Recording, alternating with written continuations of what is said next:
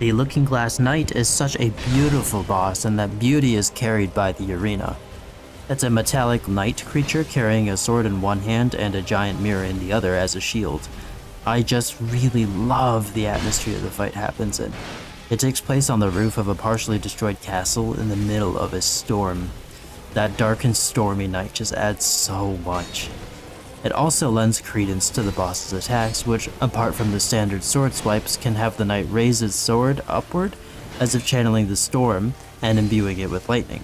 He then strikes it either horizontally at creatures directly in front of him, or slams it down to release 5 lightning bolts that travel across the ground to hit targets far away. It's a really beautiful and aesthetic boss, even if it isn't too difficult. In Nightreign, the player should be able to jump over the ranged lightning attack if he's brought back. In Dark Souls 2, the arena isn't that big, so the attack teaches players to stick relatively close to the knight so they can get behind him when he does the lightning attack.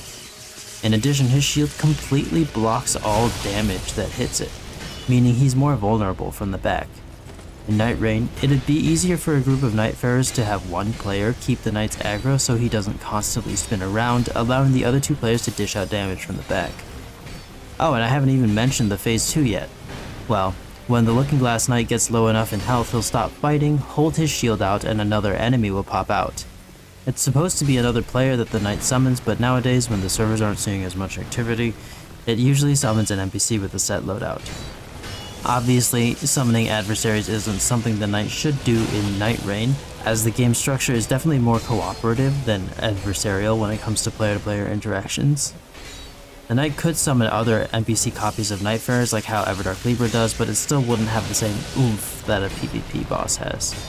The most thematically appropriate spot I could see the Looking Glass Knight working in is as a castle rooftop boss, but I don't think he has the same amount of challenge that the other rooftop bosses have. Perhaps if they made him summon 3 NPC Nightfarers? That just doesn't seem like fun to me though. His difficulty is more appropriate for a castle basement boss or a Night 1 boss, but they don't fit the aesthetic that the Looking Glass Knight benefits so much from. I'm going to give the Looking Glass Knight a B tier.